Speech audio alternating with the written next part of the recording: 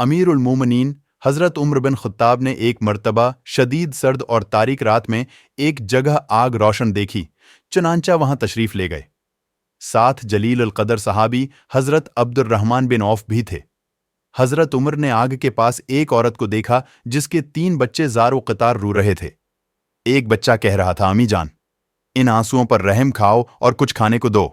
दूसरा बच्चा ये कहकर रो रहा था, लगता है शदीद भूख से जान चली जाएगी।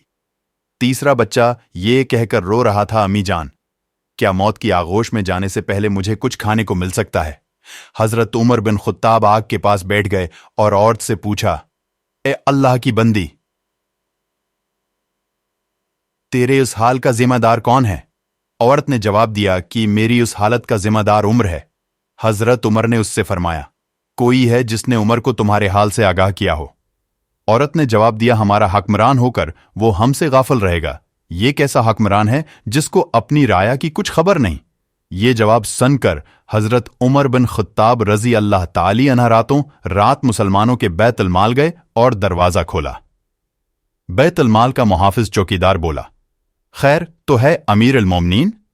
हज़रत उमर रज़ी अल्लाह ताली अन्हु ने उसका जवाब नहीं दिया और आटे की एक पूरी बोरी, घी और शहद का एक एक डब्बा बैतुल माल से निकाला और चौकीदार से फरमाया, इन्हें मेरी पीठ पर लाद दो। चौकीदार ने अर्ज किया, आप चाहते क्या हैं? हज़रत उमर रज़ी अल्लाह ताली अन्हु ने फरमाया, मेरी पीठ पर लाद दो। चौकीदार ने अर्ज किया, आप ये चीजें अपनी पीठ पर न लादें। चौकीदार ने कोशिश की कि सामान वो खुद अपनी पीठ पर लाद ले, लेकिन अमीर अल मोमिनीन ने सख्ती से इनकार किया और इससे यूं मुखातब हुए, ये सामान मेरी पीठ पर लाद दे, क्या क़यामत के रोज तुम मेरे गुनाहों का बोझ उठाओगे? ये कहकर हज़रत उमर रज़ी अल्लाह ताली अन्हु ने आटा, घी और शहद अपनी पीठ पर लाद लिया। जब उस औरत के घर पहुंचे तो आग के पास बैठ गए। इन बच्चों के लिए खाना पका, या जब खाना तैयार हो गया तो उसमें घी और शहद की आमिज़श की और अपने मुबारक हाथों से बच्चों को खाना खिलाया। ये मंजर देखकर अन-यातीम बच्चों की मां कहने लगी, किस्मिल्लाह की तुम उम्र से कहीं ज्यादा मनसब खिलाफत के अहल हो। हज़रत उमर रज़ी अल्लाह ताली अन्हु ने उससे फरमाया, कुल उम्र के पास जाओ, वहां मैं हूंगा और तुम्हारे मामलात के मुताल्लिक इससे सिफारिश करूंगा। ये कहकर हज़रत उमर रज़ी अल्लाह ताली अन्हु वापस आ गए और एक चट्टान के पीछे आकर बैठ गए और उन बच्चों को देखते रहे। हज़रत अब्दुर्रहमान बिन औफ रज़ी अल्लाह ताली अन्हु ने कहा, आइए वापस चलते हैं क्योंकि रात बहुत ठंडी है।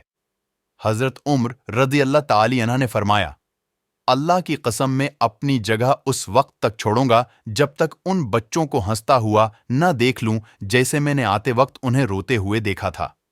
अगले रोज उन यतीम बच्चों की मां दरबार खिलाफत में गई। वहां उसने देखा कि हज़रत अली और अब्दुल्लाह बिन मसूद के माबिन एक शख्स तशरीफ फरमा है और वो दोनों हजरात उसे अमीर अल मोमिनीन कहकर मुखातिब कर रहे हैं।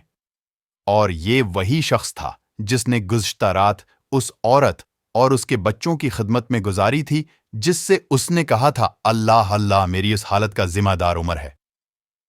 चुनांचा जब औरत की निगाह हज़रत उमर रज़ी अल्लाह ताली अन्हु पर पड़ी तो गोया उसके पांव तले से जमीन खसक गई।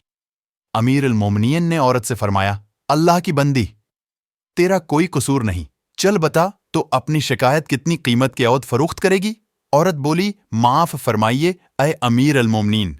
हज़रत उमर ने फरमाया, ऐ अल्लाह की बंदी, तो इस वक्त अपनी जगह से हल नहीं सकती जब तक तो अपनी शका यूथ मुझे फरोख्त नहीं कर देती।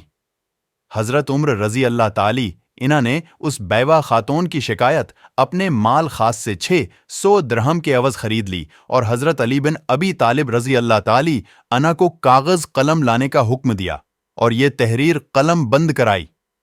हम अली और अबन मसूद इस बात पर गवाह हैं कि फिलां औरत अपनी शका युत उमर बन खुताब के हाथ फरोख्त कर रही है।